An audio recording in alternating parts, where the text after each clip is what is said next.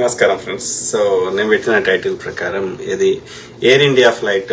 So 272 చేరింది అనుకుంటా మృతుల సంఖ్య. సో అయితే వెరీ అన్ఫార్చునేట్. కానీ ఏమై ఉంటుంది, కారణం ఏమై ఉంటుంది అనేది మదిని తెలుస్తుంది. ఎందుకంటే సో అది ఏవియేషన్ ఇండస్ట్రీని ఒక కుదిపేసినటువంటి పెద్ద సంఘటన.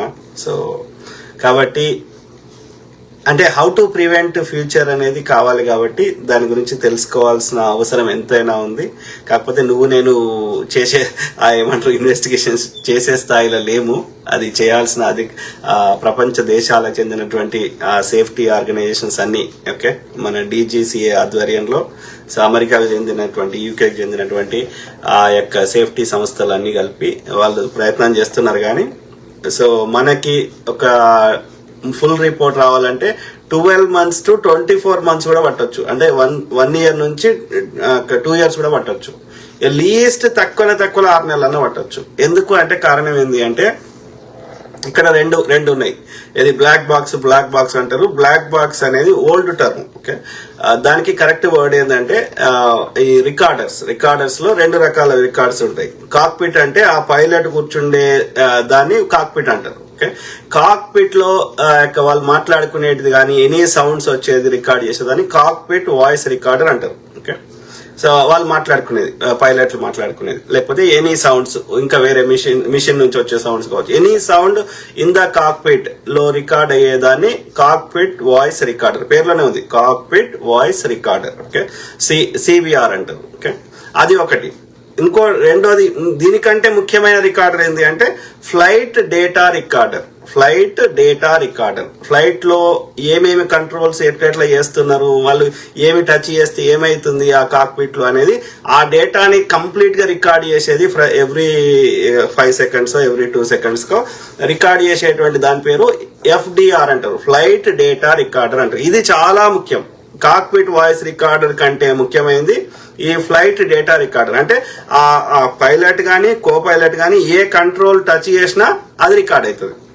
కాకపోతే ఈ డేటా చాలా చాలా ఎక్కువ ఉంటది. ఓకే, డేటా ఎట్లా స్టోర్ అవుతుంది అది అంత డీటెయిల్స్ బైనరీ అదంతా నేను చెప్పాల్సిన అవసరం లేదు. కానీ సో ఇది చాలా డేటా ఉంటది.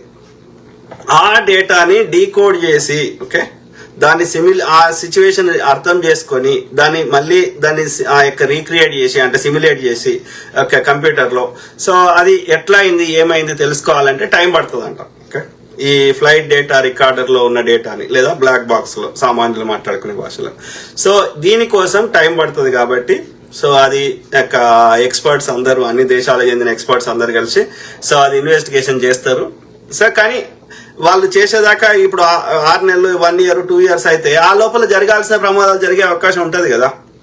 కాబట్టి అనేక మంది ప్రపంచ దేశాలున్న యొక్క ఔత్సాహికులు కావచ్చు, యూట్యూబర్లు కావచ్చు, లేకపోతే పైలట్లు కావచ్చు, ఏవియేషన్ ఇండస్ట్రీకి చెందిన వాళ్ళు కావచ్చు, సామాన్యులు కావచ్చు, జర్నలిస్టులు కావచ్చు, అనేక మంది పాశ్చాత్య దేశాలు ఉన్న వాళ్ళు కావచ్చు, లేకపోతే ఇంకా మన దేశంలో ఉన్న వాళ్ళు కావచ్చు, ప్రపంచంలో ఉన్న వాళ్ళందరూ మాట్లాడుతున్నారు. వాళ్ళకి అర్థమైన కాడికి చెప్పే ప్రయత్నం చేస్తున్నారు. ఆ క్రమంలో నాకు కూడా క్యూరియాసిటీ అవుతుంది, తెలుసుకోవాలి ఎందుకు ఏంటిది అనేది తెలుసుకోవాలని. 100 వీడియోలు మన దేశం వాళ్ళే చూశాను. మన ఈ డైరెక్టరు ఆ డైరెక్టరు పైలట్లకు ట్రైనింగ్ ఇచ్చేవాళ్ళు మన దేశంలో ఉన్న మన ఇండియన్ ఆరిజిన్ వాళ్ళని చూశాను. అట్లనే పాశ్చాత్య దేశాలు వెస్టర్న్ కంట్రీస్ చెందిన వాళ్ళని చూశాను. అమెరికా కావచ్చు, UK కావచ్చు, ఇంకో దేశం కావచ్చు, జర్మనీ కావచ్చు, యూరప్ కావచ్చు. సో అన్నిటిని ఆధారంగా ఏమై ఉండవచ్చు అనేది నా సొంతంగా కూడా నా విశ్లేషణ చెప్పే ప్రయత్నం చేస్తా. ఒకటి ఆలోచించండి మిత్రులారా, ఇప్పుడు అక్కడ ఏది 38 or 40 degrees Celsius ఉన్నది టెంపరేచర్ ఎక్కడ అహ్మదాబాద్ లో ఆ రోజు మధ్యాహ్నం అరౌండ్ 1:30. మీ కామెంట్లు పెట్టండి, లాస్ట్ చదువుతా. సో ఆ అరౌండ్ 40 degrees అంటే దాన్ని ఫారెన్హైట్ కన్వర్ట్ చేస్తే దాదాపు 100-110 ఫారెన్ డిగ్రీస్ అవుతుంది. అంటే ఫారెన్ హీట్ అంటే ఇది చాలా ఎక్స్ట్రీమ్ టెంపరేచర్ ఉంది. ఓకే, ఆ మిట్ట మధ్యాహ్నం. సో గాలి ఇది ఎట్లా పనిచేస్తుందో లాస్ట్ టైం చెప్పినా, మళ్ళీ సింపుల్ గా చెప్తున్నా.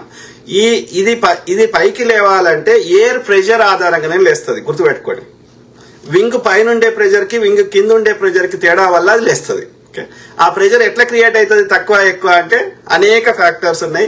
మనం పెట్టే ఆ మిషన్స్, ఆ యాంగిల్ ఆఫ్ ఏమంటారు అటాక్ అంటే ఆ యొక్క కంట్రోల్, ఆ ఎయిర్ ఫ్లో విధానాన్ని మనం కంట్రోల్ చేయడము, ఈ ఫ్లాప్స్ ఇట్లా రకరకాల పేర్లతో పిలిచిన ఎండ్ ఆఫ్ ద డే ఆ వింగ్ పైన ఉండే ప్రెషర్ కి వింగ్ కింద ఉండే ప్రెషర్ కి మధ్య ఉండే ఎయిర్ ప్రెషర్ కింద ఉండేది ఎక్కువ ప్రెషర్ ఉంటుంది, పైన ఉండేది తక్కువ ఉన్నప్పుడు ఆ పైకి లేపుతా ఉంటుంది దాన్ని. ఓకే, ఎంత ఎక్కువ తిప్పితే ఎంత ప్రెషర్ డిఫరెన్స్ ఎక్కువ క్రియేట్ చేస్తే అంత పైకి లేస్తుంది అన్నట్టు. దాన్ని ఏ డైరెక్షన్ లో పోవాలి, ఎట్లా పోవాలి అనేది ఈ కంట్రోల్స్ ఇవన్నీ ఇంతకుముందు మనం అట్లా ఈ యాంగిల్ ఆఫ్ అటాక్ ఇట్లా చెప్పినాం కదా, ఫ్లాప్స్, స్లాట్స్ ఇట్లా రకరకాల పేర్లతో చెప్పినాం కదా. సో అది కాన్సెప్ట్. ఓకే, ఎయిర్ ప్రెషర్ ఆధారంగా ఏరోడైనమిక్ అంటే దీన్ని ఈ ఎయిర్ ప్రెషర్ ని ఇన్ఫ్లుయెన్స్ చేసేటి ఏముంటాయి, వాతావరణం కూడా బాగాలేకపోతే ఇన్ని నాట్స్ తోటి నాట్స్ లో కొలుస్తారు విండ్ ఫ్లోని. సో ఆ విండ్ ఫ్లో అంత లేనప్పుడు నీకు అంత వెయిట్ ని లిఫ్ట్ చేయకపోవచ్చు. అందుకని కొన్నిసార్లు ఆ వాతావరణం సరిగ్గా లేకపోయినా ఈ వెయిట్ కి కొంతమంది దింపేస్తారు, కొంత లోడ్ తీసేస్తారు. ఓకే, అంటే అర్థం చేసుకోండి, అంత ఇప్పుడు ఎన్ని టన్నుల వెయిట్ అయి ఉంటుంది, ఎన్ని మెట్రిక్ టన్నుల వెయిట్ అయి ఉంటుంది, అంతమంది కూర్చున్నది ప్లస్ వాళ్ళ యొక్క లగేజ్లు అన్ని కలిపితే ప్లస్ వాళ్ళకి కావాల్సిన ఫుడ్ అన్ని కలిపితే ప్లస్ ఫ్లైట్ వెయిట్. అర్థమైందా? అంటే ఎవ్రీథింగ్ క్యాలిక్యులేటెడ్. ఇట్స్ ఏమంటారు, విమానం అనేది అనేక మిషన్ల కలయికతోటి నడుస్తున్న వ్యవస్థ, అది హైలీ కాంప్లికేటెడ్. ఓకే, సో ఒక ఫ్యూయల్ ఎంత వెయిట్ ఉంటుంది, 1,23,000 లీటర్ల పెట్రోల్ ఎంత వెయిట్ ఉంటుంది, అట్లా ఆలోచించండి. మొత్తం వెయిట్ ఎంత ఇంక్లూడింగ్ ప్యాసింజర్స్ ఎవ్రీథింగ్. సో దీని అంతటిని లేపాలంటే ఆ ఎయిర్ ప్రెషర్ కరెక్ట్ ఉండాలి. సో అయితే ఏమై ఉంటదని ఒక లేమ్యాన్ టర్మ్స్ లో ఒక కామన్ మ్యాన్ గా ఆలోచించే ప్రయత్నం చేస్తున్నాం. ఈ ఫ్లైట్ ఓకే, ఇద్దరు పైలట్లు, ఎక్స్పీరియన్స్డ్ పైలట్లు, అదే నడుపుతున్న పైలట్ కి కో పైలట్ అంటేనేమో మెయిన్ ఆయన మొత్తం ఆయననే చేస్తాడు. ఆయనకు సహాయం చేస్తూ ఆయన చెప్పిన కమాండ్స్ ని ఈ కంట్రోల్, ఎందుకంటే ఆయనకు బయట చూసుకుంటా ఆయన ఫోకస్ చేసి నడపాలి కాబట్టి ఈ కంట్రోల్ ఆ కంట్రోల్ ఆయన చెప్తాడు, ఈయన పక్కకున్న కో పైలట్ ఆయనకు చెప్పినట్టు చెప్పాలి. ఒకవేళ ఆయనకి ఏమైనా అయితే ఈయన కంట్రోల్ తీసుకొని దాన్ని సేఫ్ గా ల్యాండ్ చేయాలి.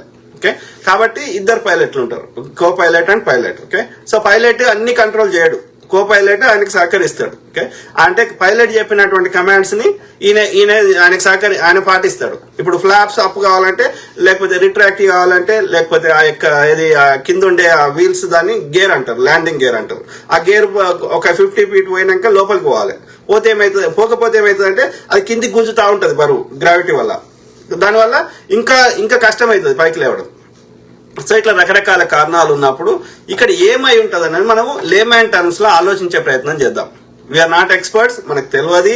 అది ఫ్లైట్ డేటా, రికార్డర్ డేటాని అనాలసిస్ చేసి విశ్లేషించి ఎక్కడ ఏం జరిగింది అని దాన్ని డీకోడ్ చేసుకొని అది సిమ్యులేట్ చేసి అది రావడానికి టైం పడుతుంది. దానికి సంబంధించిన ఆర్గనైజేషన్స్ మన ఇండియాకు చెందిన DGCA కానీ, విదేశాలకు చెందిన అమెరికాకు చెందిన NTSP అది కానీ, యూకేకి చెందినటువంటి ఆ సంస్థ పేరు నేను మర్చిపోయినా. సో అనేక వాళ్ళందరూ టైం తీసుకొని, ఎందుకంటే ఒకవేళ నిజంగా ఆ ఫ్లైట్ డిజైన్ లోనే లోపం ఉందనుకో, ఈ ఎక్స్ట్రీమ్ టెంపరేచర్ లో ఏదో కాంపోనెంట్ పని చేయకుండా అయిపోయింది అనుకో, అప్పుడు ఏమైతుంది, డిజైన్ ఫాల్ట్. ఈ కండిషన్ ని వాళ్ళు ఆలోచించకుండా ఫ్లైట్ ని డిజైన్ చేసి ఉంటారు. చేసినప్పుడు ఈ ఎక్స్ట్రీమ్ కండిషన్స్ కూడా ప్రివెంట్ కావాలంటే ఇంకా అక్కడ ఆ యొక్క ఇట్లాంటి పునరావృతం కావద్దు, లేకపోతే వాళ్ళకి ఇంకా ఎయిర్ ఈ యొక్క వేపర్ పోవద్దు, ఇంకోటి కావద్దు అంటే అప్పుడు వాళ్ళు వాడే మెటీరియల్ కానీ, లేకపోతే ఇంకా లైట్ మెటీరియల్ తో ఫ్లైట్ తయారు చేయడం కానీ, ఆ యొక్క ఆ ఇంజన్ లోకి ఎలాంటి వేపర్స్ పోకుండా ఉండడానికి కానీ, ఎక్స్ట్రీమ్ టెంపరేచర్ లో కూడా తట్టుకునేటువంటి మెటీరియల్ తో తయారు చేసే ఆ ఎలక్ట్రిక్ వ్యవస్థ కానీ, హైడ్రాలిక్ వ్యవస్థ కానీ, లేకపోతే హైడ్రాలిక్ కి ఎలక్ట్రిక్ డిపెండెంట్ కాకుండా ఇంకా థర్డ్ ఇంజన్ పెట్టడం కానీ, ఇట్లా రకరకాల ఆప్షన్స్ డిజైన్ లోపం ఉంటే వాళ్ళు సరిదిద్దుకునే అవకాశం ఉంటుంది. కానీ ఎప్పుడు తెలుస్తుంది, అన్ని నార్మల్ కండిషన్స్ ఉన్నప్పుడు ఫ్లైట్ మంచిగా పనిచేస్తుంది. ఇప్పటి వరకు 2005లో మనం ఆర్డర్ ఇస్తే 2011లో మనకి డెలివరీ చేశారు ఇది డ్రీమ్ లైనర్. ఇప్పటి వరకు ఈ బోయింగ్ తయారు చేసిన ఈ డ్రీమ్ లైనర్ ఒక్కటి కూడా ఫెయిల్ కాలేదు. 2011 నుంచి మనకు సక్సెస్ఫుల్ గా నడుస్తుంది. ప్రపంచం అంతా రోజు 1000 డ్రీమ్ లైనర్ నడుస్తున్నాయి. కాబట్టి ఇక్కడ ఎక్కడ లోపమైంది అనేది, అది ఆ యొక్క డిజైన్ లోపం ఉంటే బోయింగ్ సంస్థ వాళ్ళ యొక్క లోపాన్ని సరిదిద్దుకునే అవకాశం ఉంటుంది. ఎట్లా తెలుస్తుంది, ప్రాపర్ గా ఇన్వెస్టిగేషన్ చేసినప్పుడే తెలుస్తుంది. అండర్ ఎక్స్ట్రీమ్ టెంపరేచర్స్ ఏమన్నా కాంపోనెంట్స్ పని చేయకుండా అవుతాయా, అది సాధ్యమా అనేది తెలుసుకోవాలి. అది ఇన్వెస్టిగేషన్ భాగం. కాబట్టి నేనేమంటున్నా, మనము ఇన్వెస్టిగేషన్ చేసే స్థాయిలో లేవు. అది ఇప్పుడు నేను ఇన్వెస్టిగేషన్, ఒకవేళ నేనే ఎక్స్పర్ట్ అనుకో, నేను ఇన్వెస్టిగేషన్ చేయాలన్నా టైం పడుతుంది. So it's not exception to anybody. కాబట్టి మనం ఒక లేమ్యాన్ గా మనం ఏమై ఉంటుందని ఆలోచించే ప్రయత్నం చేద్దాం. ఓకే, సో ఆ క్రమంలో ఈ ఫ్లైట్ అంతకుముందు ఫ్రాన్స్ నుంచి ఢిల్లీకి వచ్చింది, ఢిల్లీ నుంచి అహ్మదాబాద్కి వచ్చింది, అహ్మదాబాద్ నుంచి లండన్ పోయే ప్రయత్నం చేస్తున్నారు. ఆలోచించండి. ఓకే, సో ఆ క్రమంలో ఆ యొక్క అరౌండ్ మిట్ట మధ్యాహ్నము అంటే ఒక దాదాపు 2 నుంచి 3 గంటలు ఆ యొక్క అక్కడ ఎయిర్పోర్ట్ లో ఉన్నది అంత ఎక్స్ట్రీమ్ టెంపరేచర్ లో ఫ్లైట్. సో ఆ తర్వాత అది పైకి లేచింది. సో ఆ క్రమంలో నేను ఏమంటున్నా అంటే, నేను ఒక కామన్ మ్యాన్ గా ఆలోచిస్తున్నా, దాని లోపల లోపం ఉంటే, ఓకే, ఎక్కడో దాని లోపల ఇంజన్లను ఇంకెక్కడనో లోపం ఉంటే, అది అహ్మదాబాద్ నుంచి ఢిల్లీ వచ్చేటప్పుడు, లేకపోతే ఫ్రాన్స్ నుంచి ప్యారిస్ నుంచి ఢిల్లీ వచ్చేటప్పుడు, ఢిల్లీ నుంచి అహ్మదాబాద్ వచ్చేటప్పుడు ఎక్కడో చోట ఆ పైలట్ కి కొంచెం అన్న సౌండ్ లోనో ఎక్కడో చోట ఒక డిఫరెన్స్ కనిపెట్టేవాడు కదా. ఆలోచించండి, యూజ్ బ్రెయిన్. ఓకే, రెండోది, ఇప్పుడు they can reject take off అంటే గాల్లోకి వెళ్ళి పైకి లేవడం. ఓకే, సో ఎక్కడ లోపం ఉన్నా సరే ఆయన ద పైలట్ కి have every right to reject the take off. అంటే ఆ టేక్ ఆఫ్ ని క్యాన్సిల్ చేసి లాస్ట్ మినిట్ లో కూడా క్యాన్సిల్ చేసే హక్కు పైలట్ కు ఉంది. అంటే వాళ్ళు ఆ ఇంజనీర్లు ఎవరైతే ఉంటారో అన్ని కంపోనెంట్స్ చెక్ చేసిన తర్వాత మంచిగుంది అంటే, అన్ని విధాలా కరెక్ట్ ఉంది అనిపిస్తేనే దే గివ్ అప్రూవల్ ఏది ఫ్లైట్ కావడానికి. ఎవరు? ఈ పైలట్ కాదు, ఇంజనీర్లు. ఓకే, మెయింటెనెన్స్ చేసే ఇంజనీర్లు. వాళ్ళది అయిపోయిన తర్వాత అంటే అథారిటీ, ఓకే, ఆ యొక్క ఎయిర్పోర్ట్ కి సంబంధించిన అథారిటీ వాళ్ళు అన్ని కాంపోనెంట్స్ డబుల్ చెక్ చేసినాక అన్ని మంచిగా ఉన్నాయి అంటేనే వాళ్ళు అప్రూవల్ ఇస్తారు. ఆ తర్వాత మళ్ళీ పైలట్ ఏం చేస్తాడు? అన్ని విమానం చుట్టూ తిరిగి విమానం లోపల తిరిగి అన్ని కరెక్ట్ ఉన్నాయి అంటేనే ఆయన టేక్ ఆఫ్ తీసుకుంటాడు, లేకపోతే ఈ క్యాన్సల్స్ రద్దు చేసుకుంటాడు. ఓకే, అర్థమైందా? సో అంటే ఈడ 2-3 అంచెలుగా అన్ని చెక్ చేస్తారు, అన్ని సిస్టమ్స్ అన్ని విధాల పర్ఫెక్ట్ ఉంది అని అన్ని ఒకటే వ్యక్తి కాదు, ఒక వ్యక్తి తప్పు చేసే అవకాశం ఉంటుంది. ఈ 2 వ్యవస్థలు, ఇంజనీర్లు కానీ లేకపోతే ఈ పైలట్ కానీ అన్ని చెక్ చేసుకున్నాక కాన్ఫిడెంట్ గా అన్ని మంచిగా ఉన్నాయి అంటేనే they go the take off. అంటే అర్థమైంది? ఇక్కడ ఇప్పుడు ఇది స్టీవ్ పైలట్ ఆయన చెప్పిన ప్రకారం కానీ ఇంకోటి చెప్పినా కానీ అక్కడ ఒకవేళ ఫ్యూయల్ కంటామినేట్ అయితే ఆ యొక్క టేక్ ఆఫ్ లేవక ముందే అలా నీకు ఇండికేటర్ చూపెడుతుంది అని చెప్తున్నారు. ఫ్లాప్ సెట్టింగ్ సరిగ్గా లేకపోతే అందులో ఆ యొక్క కంట్రోల్లో టేక్ ఆఫ్ కాకముందే అది ఎక్కడ తప్పు ఉందో చూపెడుతుంది అని చెప్తున్నారు. ఇవన్నీ చూపెట్టినాక పైలట్ ఎందుకు లేపుతాడు గాలిలోకి పైకి? ఆలోచించండి. సో ఇప్పుడు ఏది మనం ఆ వీడియో చూస్తున్నాం. ఓకే, సో ఇంకోటి ఏంటంటే ఆ వీడియోని అది ఒక వీడియోని టీవీలో వచ్చే వీడియోని మళ్ళీ వేరే వాళ్ళు రికార్డ్ చేసి షేర్ చేసిండ్రు అని చెప్తున్నారు. కాబట్టి ఇప్పుడు ఆ వీడియోలో కరెక్ట్ గా అంత క్లారిటీగా లేదు ఆ వీడియో. ఒక అబ్బాయి, ఆర్యన్ అనే అబ్బాయి, ఆయన ఇంత కిందికెళ్ళి ఎట్లా పోతుంది వాళ్ళ దోస్తులకు చూపెడదామని తీసిండు ఆ వీడియో. తీసింది మళ్ళీ ఎడిట్ చేసిండ్రా, అది యాజ్ ఇట్ ఈజ్ ఉన్నదా మనకు తెలియదు. కాబట్టి ఆ వీడియో ఆధారంగా మనం ఏం జడ్జి చేయలేము. ఓకే, సో ఆ సౌండ్ ఎడిట్ చేసిందా, అట్లనే ఉందా, అందులో ఇంకా ఎక్స్ట్రా ఇది కనిపిస్తుంది అది కనిపిస్తుంది, వీల్స్ వరకు కరెక్ట్ కానీ మిగతాది ర్యాట్ డిప్లాయ్ చేసిండ్రు అట్లాంటి అది ఏంది అనేది మనకి కరెక్ట్ గా ఫ్లాప్స్ కిందికి ఉన్నాయా పైకి ఉన్నాయా చెప్పలేకపోతున్నాం. దీన్ని కరెక్ట్ చెప్పాలంటే ఆ కరెక్ట్ ఇది కొంత అనాలిసిస్ చేయగలుగుతాం, కానీ కరెక్ట్ చెప్పాలంటే ఆ ఎఫ్డిఆర్ నుంచి వచ్చే డేటా అనేది ముఖ్యమైనది. ఓకే, సో ఆ క్రమంలో నా లేమ్యాన్ గా నేనేం ఆలోచిస్తా అంటే, దాంట్లో లోపాలు ఉంటే అది పైకి ఎందుకు లేస్తుంది అనేది నా అభిప్రాయం. ఇప్పుడు దాంట్లో లోపల ఫ్యూయల్ కంటామినేట్ అయింది, ఇంజన్ ఫెయిల్ అయింది, ఇంకోటి అయితే అది గాలికి కూడా లేవదు కదా, రైట్? కాళ్ళకి వేపర్ పోయింది, ఇంకోటి అయితే అది భూమి మీదనే ఉంటది. 625 ఫీట్లకు లేవదు కదా. ఆలోచించండి. ఓకే, సో అది ఒక 1000 ఫీట్లో 2000 ఫీట్లో లేచి ఉంటే ఇంజన్ ఫెయిల్ అయినా ఇంకోటి ఫెయిల్ అయినా పైలట్ తన చాకచక్యంతో ఎక్కడో చోట మెల్లగా సేఫ్ ల్యాండ్ చేసేవాడు. దురదృష్టం ఏంటంటే అది 605 ఫీట్ కాగానే అది వర్కౌట్ కాలే. అది అంటే నీకు ఎక్కువ డిస్టెన్స్ లేదు కవర్ చేయడానికి, ఆ లోపలనే గుద్దుకొని ఇది అయింది. ఓకే, అర్థమైందా? సో ఆ క్రమంలో ఈ యొక్క ఏమంటారు ఆ గాల్లె నేనేమంటున్నా, అందులో ఇంజన్ లో ఫెయిల్ అయితే ఇంకోటి అయితే అది గాల్లెకే లేవదు కదా, రైట్? ఫస్ట్ ఆఫ్ ఆల్ ఆ పైలట్ అనేట ఆయన వాళ్ళ లోపం ఉంటే వాళ్ళ కంప్యూటర్లో చూపెడుతుంది వాళ్ళ సిస్టంలో ఎక్కడ లోపం ఉంది అనేది. ఆయన టేక్ ఆఫే తీసుకోడు. ఒక న్యాచురల్ గా ఈయనకు తెలియకుండా ఏదైనా జరిగినా అది గాల్లకెళ్ళేవి అది.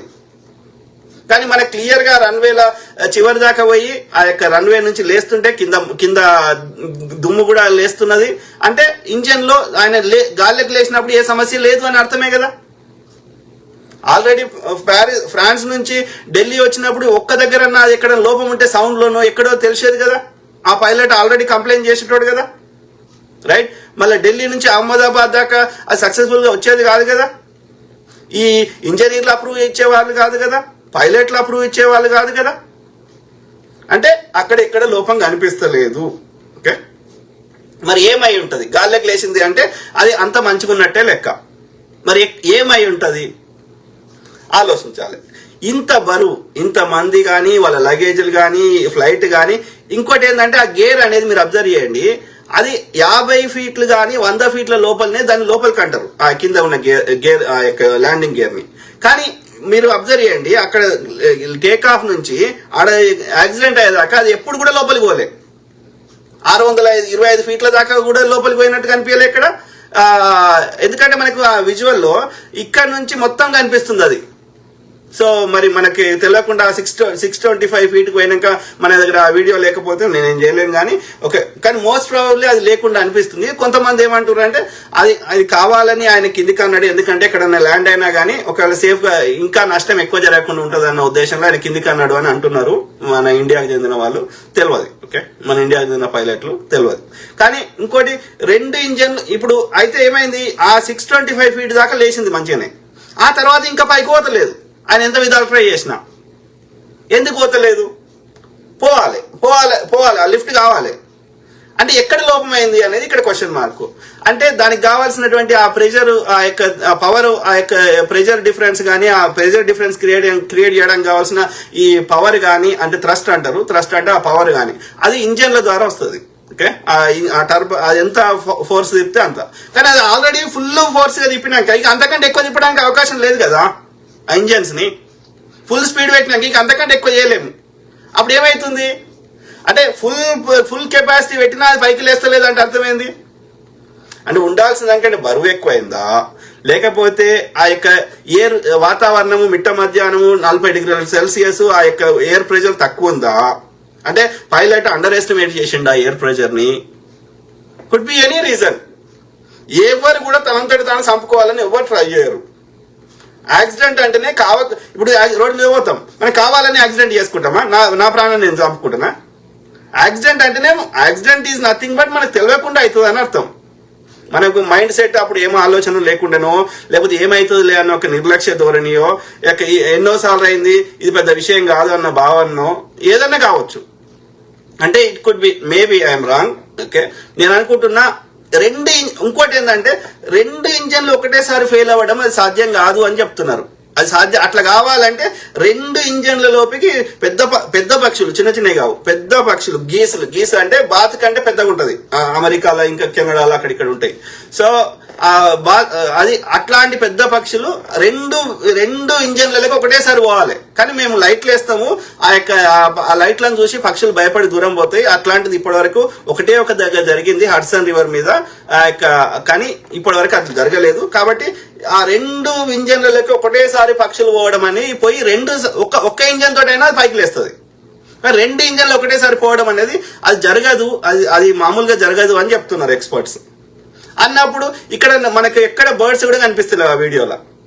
అంటే ఆ బర్డ్స్ తోటి హిట్ అయ్యేది. కానీ ఒకవేళ బర్డ్స్ వచ్చి హిట్ అయితే అది అంత స్పీడ్ లో తిరిగినప్పుడు ఆ బర్డ్ హిట్ అయితే అవి కొట్టుకొని అలా పొగ వచ్చి మంట వచ్చి ఇది అవుతుంది. అట్లాంటి ఏం కనిపించలేదు మనకి 2 ఇంజన్లలో. ఓకే, ఇంకోటి ఏంటంటే ఒక ఇంజన్ పాడై ఇంకో ఇంజన్ ఒకటే ఇంజన్ పనిచేసింది అనుకో, పనిచేసే ఇంజన్ దిక్కు అది వంగి ఉంటది విమానం. కానీ ఆ విమానం వంగి లేదు, ఇట్లా సమాంతరంగా పోతున్నది. అంటే అర్థమైంది, అయితే 2 ఇంజన్లు పాడు కావాలి, లేకపోతే 2 ఇంజన్లు మంచిగా పనిచేయాలి. అర్థమైందా? సో 2 ఇంజన్లు ఒకటేసారి అది పాడవ్వాలనుకుంటే అది భూమి మీద ఉన్నప్పుడే అవుతాయి కదా. ఒకవేళ టెక్నికల్ లోపమో ఇంకో లోపం ఉంటే టేక్ ఆఫ్ ముందే అవుతుంది కదా. అది వేపర్ లాకో ఇంకో లాకో అయితే భూమి మీద ఉన్నప్పుడే కావాలి కదా. గాలిలోకి లేచినాక ఎందుకు అవుతుంది? ఆలోచించండి. సో గాలిలోకి లేచినాక అవుతుందంటే ఈ భూమి మీద టెంపరేచర్ కి అదనంగా టెంపరేచర్ ఈ యొక్క ఇంజన్ తిప్పడం వల్ల ఇంకా పెరిగిందా, దానివల్ల ఏమైనా ఎలక్ట్రిక్ ఈ యొక్క ఏమంటారు డిస్కనెక్షన్ అయిందా, హైడ్రాలిక్ సిస్టమ్ ఏమైనా పాడైందా, అట్లా అవుతుందా? అయితే భూమి మీదనే కాదు, నా అంచనా ప్రకారం భూమి మీదనే కావాలి. గాలిలోకి లేచినాక కావద్దు. గాలిలోకి లేచిన దానికి భూమికి ఏం డిఫరెన్స్ ఉంది టెంపరేచర్లో? మోస్ట్ ప్రాబబ్లీ నేను అనుకుంటున్నా maybe they under estimated the air pressure. ఆ ఎయిర్ ప్రెషర్ ఇన్ని నాట్స్ ఉన్నప్పుడే దాన్ని లేపాలి. ఇంత వెయిట్ ని ఆ ఎయిర్ ప్రెషర్ సరిగ్గా లేకపోవడం వల్ల ఆయన లేపే ప్రయత్నం చేసినప్పుడు ఆ వాతావరణంలో అంత ప్రెషర్ లేనప్పుడు అది ఇంకా పైకి లేవలేకపోయింది. లేవలేకపోవడం వల్ల ఈ వెయిట్ ఎక్కువ ఉండడం వల్ల ఎక్కడో చోట వచ్చి ఆగిపోయింది అని నేను అనుకుంటున్నాను. ఇంజన్ ఫుల్ కెపాసిటీ రెండు తిప్పినా గానీ అది సరిపోతలేదు దాన్ని లేపడానికి. కారణం ఏంటి అంటే గాలిలో ప్రెషర్ లేదు, ఆ వేడి వల్ల ఎనఫ్ ప్రెషర్ క్రియేట్ కాలేదు. అంటే అర్థం ఏంది, ఇక్కడ పైలట్ అండర్ ఎస్టిమేట్ చేశాడు ఆ ఎయిర్ ప్రెషర్ ని. ఎందుకంటే అది బయట ఉన్నది, అది విమానంలో లేదు, అది అవుట్ సైడ్ ఉన్నది. సో అంటే అందుకే వాతావరణం సరిగ్గా లేనప్పుడు ఇది మేము క్యాన్సిల్ చేస్తారు ఫ్లైట్స్, ఎందుకంటే ఇదే కారణం. ఓకే, సో కాబట్టి ఇక్కడ ఏమైంది అనేది తెలియదు. ఆ యొక్క ఎఫ్డిఆర్ ఫ్లైట్ డేటా రికార్డర్ లేదా బ్లాక్ బాక్స్ యొక్క డేటాని పూర్తిగా అనలైజ్ చేస్తే మనకు మోర్ అక్యురేట్ ఇన్ఫర్మేషన్ వచ్చే అవకాశం ఉంటుంది. ఓకే, సో అంతవరకు దాకా ఎవరికి దోచింది వాళ్ళు చెప్తుంటారు, చెప్పని. సో నేనేమంటున్నా అంటే కొంతమంది మన ఇండియాలో ఏది పైలట్ తప్పు చేసిండు, పైలట్ ఎందుకు తప్పు చేస్తాడు, ఆయన ప్రాణం ఆయన తీసుకుంటాడా? కరెక్టే, కావాలని ఎందుకు చేస్తాడు? కావాలని చేసిండు అని అంటున్నాము మనం. కావాలని ఎవరు చేయరు, కావాలని చేస్తే దాన్ని యాక్సిడెంట్ అనరు. It happens. మన ఆలోచన ఆ టైంలో మన మైండ్ సెట్ ఎట్లుందో, లేకపోతే ఇది ఇన్నిసార్లు నడిపినాం కదా, ఎప్పుడేం కాలేదు కదా, ఇప్పుడు కూడా అవుతుందా అన్న ఆలోచన ఉండవచ్చు. అంత దీర్ఘంగా ఆలోచించకపోవచ్చు. ఏదన్నా లోపం ఉంటే వాళ్ళు పైకి టేక్ ఆఫే కాకపోతుండే, వాళ్ళు అక్కడనే క్యాన్సిల్ చేస్తారు. ఎందుకంటే వాళ్ళ ప్రాణమే కాదు కదా, మిగతా 230 మంది ప్రాణం, 42 మంది ప్రాణం కూడా ఉన్నది కదా, ప్లస్ అది ఎడబడితే వాళ్ళ ప్రాణాలు కూడా ఉన్నాయి కదా. కాబట్టి ఎక్కడ ఒక్క ఇండికేషన్, ఆ సౌండ్ల తేడా కానీ, ఆ కంట్రోల్లో చూపెట్టిన ఆ మానిటర్లో చూపెట్టింది ఎక్కడ తేడా ఉన్నా వాళ్ళు పైకి లేపెట్టరు కాదు. సింపుల్. ఇంజన్లో న్యాచురల్ గా లోపం ఉన్నా అది పైకి లేచేది కాదు, భూమి మీద ఉన్నప్పుడు ఏదో ఒక సమస్య వచ్చేది. మోస్ట్ ప్రాబబ్లీ నేను అనుకుంటున్నా అయితే ఆ ఫ్లాప్స్ సెట్టింగ్స్ అన్న, ఒకవేళ పైలట్ అన్నది ఆయనకేమో 8,200 ఏది గంటల అనుభవం ఉంది, ఈయనకేమో 1,100 అనుభవం ఉంది కో పైలట్ కి. ఆయన చెప్పింది ఈయన మిస్అండర్స్టాండింగ్ చేసుకుని ఏదో బై మిస్టేక్ లా ఒకవేళ, కానీ అది ఫ్లాప్స్ కింద ఉంటాయి, అది కంట్రోల్ డిఫరెంట్ గా ఉంటది, ఆ యొక్క అది గేర్ది ఇంకో డిఫరెంట్ గా ఉంటది. కాబట్టి అది అయ్యే అవకాశం కూడా రిలేటివ్లీ తక్కువ ఉండే అవకాశం ఉంటది. అంటే వాళ్ళ మైండ్ సెట్ ఏమైనా అక్కడ ఉండి ఒక నాబ్ నొక్కేది ఇంకో నాబ్ ఎప్పుడు నొక్కితే ఆ copilot there is one chance ఉంది. ఓకే, లేదు అంటే ఆ యొక్క ఇది ఇక పైకి పోయినాక ఆ యొక్క మరి ఇంకా ఏమన్నా ఈ వేపర్ లాకంటే అక్కడ ఈ వేడికి ఆ యొక్క ఉండేటువంటి ఏమంటారు నీటి బిందువులు ఆ యొక్క ఏదైనా ఫ్యూయల్ ట్యాంకులకు ఇంకో దగ్గరకు పోయి ఆ విధంగా అది జరిగితే అది గ్రౌండ్ లోనే జరగాలి, గాల్లోకి పోయినాక జరగకూడదు. ఓకే, గాల్లోకి పోయినాకనే ఎందుకు జరుగుతుంది, ఎందుకు జరగాలి? కానీ అది పైకి పోయి ఇట్లా డిఫరెంట్ యాంగిల్లో పోతున్నప్పుడు అక్కడ వేపర్స్ పోయే అవకాశం ఉంటుంది, వేపర్ లాక్ అయ్యే అవకాశం ఉంటుంది. ఆ ఫ్యూయల్ ట్యాంక్ లకు పోయి 2 ఇంజన్లు పనిచేయకుండా అయ్యే అవకాశం ఉంటుంది అని ఒక పైలట్ అంటున్నాడు. సో అవన్నీ ఇక తెలవాలి, ఇన్వెస్టిగేషన్ లో భాగంగా తెలవాలి. సో లేదు అంటే ఇక పైకి లేవలేకపోతుంది అనేది ఇక్కడ మనం ఆలోచించాల్సిన విషయం. ఓకే, సో ఆ ర్యాట్ డిప్లాయిడ్ అంటారు. ర్యాట్ అంటే ఏంటంటే ఒకటి 2 ఇంజన్లు ఫెయిల్ అయినప్పుడు ఏమంటారు, ఆ యొక్క ఒకటి కిందికి ఒకటి ఇట్లా టర్బైన్ లాగా తిరుగుతుంటది, ఒక వీల్ లాంటిది, దాన్ని కిందికి అంటారు. అది గాలిలో తిరిగినప్పుడు ఏమవుతుంది అంటే అది ఎలక్ట్రిసిటీ ప్రొడ్యూస్ చేస్తుంది, కొంచెమే చేస్తుంది, ఎక్కువ చేయలేదు. సో ఆ ఎలక్ట్రిసిటీని ఆ యొక్క ఏది ఏమంటారు మెయిన్ ఎసెన్షియల్ కంట్రోల్స్ వాటికి వీటికి అంటే సేఫ్ గా ల్యాండ్ కావడానికి వాడుకోవడానికి పనిచేస్తుంది అది ఆ ఎలక్ట్రిసిటీ. అందుకని ర్యాట్ డిప్లాయిడ్ చేసిండ్రు అని అంటున్నారు, కానీ అది మనకి క్లియర్ గా కనిపిస్తలేదు అందులో. ఓకే, కింద ఒకటి వేలాడినట్టు ఉంటుంది, క్లియర్ కనిపిస్తలేదు. అర్థమైందా? సో ఆలోచించండి. ఇది ఎలక్ట్రిక్ ఫెయిల్యూర్ అంటే ఎలక్ట్రిక్ కనెక్షన్స్ ఎక్కడన్నా ఫెయిల్ అయినాయా అని, హైడ్రాలిక్ అంటే ఈ కంట్రోల్స్ అన్ని పనిచేయాలి, ఈ పవర్ సప్లై కావాలి, ఇవన్నిటికంటే దాని కనెక్షన్స్ ఎలక్ట్రిక్ కానీ హైడ్రాలిక్ కానీ 2 రకాలు ఉంటాయి ఆ యొక్క ప్రెషర్ ఆధారంగా. సో అక్కడెక్కడ లోపం వచ్చిందా, ఫ్యూయల్ అనేది అంటే ఫ్యూయల్ లో ఏమైనా కంటామినేషన్, 2 రకాలు. ఫ్యూయల్ అనేది ఇంజన్ కు సప్లై కాకపోతే ఫ్యూయల్ స్టార్వేషన్ అంటారు. ఓకే, అదే ఫ్యూయల్ కంటామినేటెడ్ అయితే కల్తీ అయితే ఓకే అది ఫ్యూయల్ కంటామినేషన్ అంటారు. సో ఆ 2 రకాలుగా అయినప్పుడు ఇంజన్ సరిగ్గా పనిచేయకపోతే అవుతుంది. కానీ అది ఫిల్ చేసేటప్పుడే కల్తీ ఉంటే చూపెడుతుంది అని చెప్తున్నారు. అది ఫిల్ చేసేటప్పుడు తర్వాత టేక్ ఆఫ్ చేసే ముందు ఆ కంట్రోల్లో చూపెడుతుంది అది కంటామినేటెడ్ అయితే అని చూపెడుతున్నారు.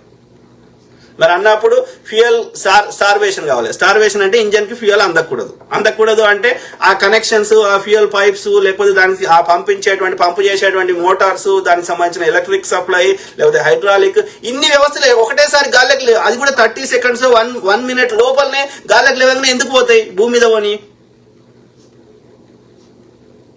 మోస్ట్ ప్రాబబ్లీ నా పర్సనల్ ఒపీనియన్ అయితే ఆ పైలట్ ఎక్కడో అండర్ ఎస్టిమేట్ చేసిండు, వాతావరణంనా లేకపోతే ఆ ఫ్లాప్స్ సెట్టింగ్ ని ఎక్కడో. ఇది మోస్ట్ ప్రాబబ్లీ పైలట్ మిస్టేక్ అని నేను అనుకుంటున్నా, పర్సనల్ ఒపీనియన్. కావాలని ఎవరు చేయరు, అది అండర్ ఎస్టిమేషన్ సరిగ్గా వేయలేక. ఓకే, అది ఏమంటారు, అట్లాంటి సిచ్యువేషన్ ఇంతకుముందు ఫేస్ చేయనప్పుడు దాన్ని ఇట్లాంటిది కూడా అవుతుందా అనేది ఆలోచన లేనప్పుడు. ఓకే, అర్థమైందా?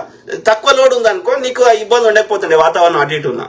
లోడ్ కూడా ఎక్కువ ఉన్నది కాబట్టి, ఫుల్ లోడ్ ఉన్నది కాబట్టి ఆ లోడ్ కు తగ్గ ఎయిర్ ప్రెషర్ లేకపోతే, ఆ ఎక్స్ట్రీమ్ ఎయిర్ కండిషన్స్ లో, ఆ యొక్క హై టెంపరేచర్స్ లో లేకపోతే సమస్య వస్తుంది. ఎక్స్ట్రీమ్ హీట్ ఉన్నప్పుడు నీకు ఎయిర్ ప్రెషర్ తక్కువ ఉంటుంది, దాని పైకి పుష్ చేయలేదు అది. సో అక్కడ ఎస్టిమేషన్ కరెక్ట్ చేయలేకపోవచ్చు పైలట్. అప్పుడు నీకు లోడ్ తగ్గించుకుంటే అప్పుడు ఆ ఉన్న ప్రెషర్ సరిపోయేది. అక్కడెక్కడో అండర్ ఎస్టిమేట్ చేసి ఉంటాడు ఆ పైలట్, ఆ సిచ్యువేషన్ ఆలోచించకపోయి ఉంటాడు. Could be. ఫ్లైట్ మాత్రం ఇప్పటివరకు ఒక్క యాక్సిడెంట్ కాలేదు. మంచి flight, dream liner, good record ఉంది. స్టార్టింగ్ లో అది తయారు చేసిన కొత్తల్లో కొన్ని ఎలక్ట్రిక్ సమస్యలు వచ్చినాయి, కానీ గత దాదాపు 12-13 ఏళ్ల నుంచి సక్సెస్ఫుల్ గా నడుస్తుంది. రోజుకు 787 నడుస్తున్నాయి డ్రీమ్ లైనర్. ఎవరికి ఏ సమస్య రాలేదు. అంటే 11 ఏళ్ల నుంచి కంటిన్యూస్ గా 1000 ఫ్లైట్లు నడిపినప్పుడు ఆ సేమ్ డిజైన్, ఆ పర్టికులర్ డిజైన్ రాలేదు అంటే అది లోపాలు లేవు అని అర్థం. ఓకే, కానీ ఇక ఇన్వెస్టిగేషన్ లో ఇంకా ఏం డీటెయిల్స్ రావాలో వస్తాయి. ఓకే,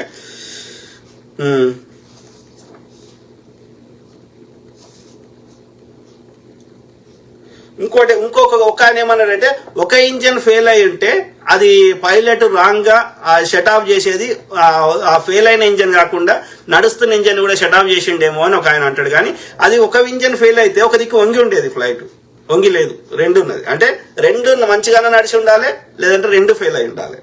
ఓకే, కానీ నా అంచనా ప్రకారం ఆ రన్వే మీదకి వచ్చేటప్పుడు మాత్రం కింద మొత్తం దుమ్ము లేచింది. అంటే 6 దాకా 625 ఫీట్ దాకా అది పైకి పోయింది అంటే ఇంజన్లు మంచిగున్నాయని అర్థం. ఢిల్లీ నుంచి అహ్మదాబాద్ సక్సెస్ఫుల్ గా వచ్చింది అంటే మంచిగున్నాయని అర్థం. అలా ఏ లోపం ఉన్నా, దాని సౌండ్ లో లోపం ఉన్నా, ఎక్కడ కొంచెం ఇండికేషన్ ఉన్నా వాళ్ళు టేక్ ఆఫ్ తీసుకోకపోతుండే ఇంతకుముందు నడిపిన పైలట్ కంప్లైంట్ చేసేవాడు, అది అక్కడనే అహ్మదాబాద్ లోనే ఆగిపోయేది. అది ఢిల్లీ అహ్మదాబాద్ కూడా రాకపోతుండే కావచ్చు. కాబట్టి ఇంజన్ లో కూడా లోపం లేకపోయి ఉంటుంది. పైలట్ ఎక్కడో అండర్ ఎస్టిమేట్ చేసిండేమో, లేకపోతే ఎక్కడన్నా భయం కావాలని కాదు కానీ మిస్టేక్ ఏదైనా అయి ఉంటుందేమో అని నేను అనుకుంటున్నా. అర్థమైందా? ఫ్యూయల్ కంటామినేషన్ చెప్పిన. సో మీ కామెంట్స్ చదవండి, దాన్ని నిలుపుతా.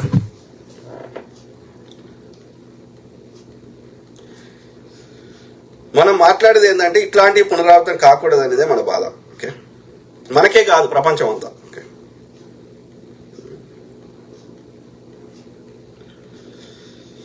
శ్రీనివాస్ పక్క బిగ్గెస్ట్ డౌట్ చాయ్ వాళ్ళ క్రియేషన్ ఎందుకు చేస్తాడు కదా శ్రీనివాస్ పక్క. అంటే అక్కడ అగ్రి చేస్తా, మన పహల్గామ్ కానీ పుల్వామా కానీ, ఎందుకంటే వాళ్ళు పొలిటికల్ గా చేస్తారు. ఇక్కడ దీన్ని ఎట్లా ఏ రకంగా పొలిటికల్ గా వాడుకోవచ్చు అంటే ఒకటే ఒక రీజన్, ప్రజల దృష్టిని డే టు డే ప్రజా సమస్య నుంచి దృష్టి మరల్చడానికి ఇక చేస్తారా అంటే మరి అంత దిగజారుతారా? ఇక నాకు తెలియదు. అన్ని చేసిన వాళ్ళు చేస్తారా అంటే కానీ ఇక్కడ చేయలేదేమో అని నేను అనుకుంటున్నా ఈ పర్టికులర్ ఇన్సిడెంట్ లో.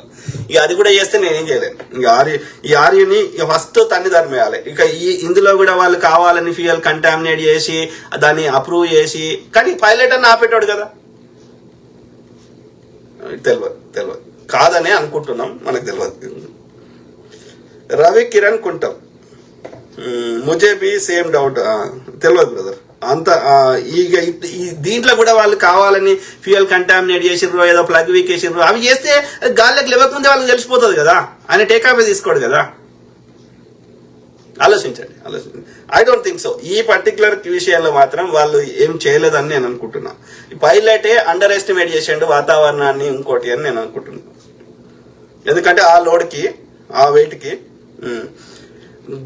గనుపూడి జోషి అన్న, మీరు చెప్పింది నిజమే point, correct. Thank you brother. Thank you to all my brother, sisters, friends, everyone. Okay. Ravi Banor, నమస్తే బ్రదర్. నమస్తే టు ఎవ్రీవన్. ఓకే, నమస్తే బ్రదర్. సో అది మిత్రులారా, కీప్ టాకింగ్, మాట్లాడుతూనే ఉంటా, ప్రతి అంశం మీద అవగాహన చేస్తా, అట్లనే మీ తరఫున వాయిస్ ఇస్తా. ఓకే, అందరూ బాగుండాలి, అందులో మనం ఉండాలి. God bless all, take care and have a good night. Bye.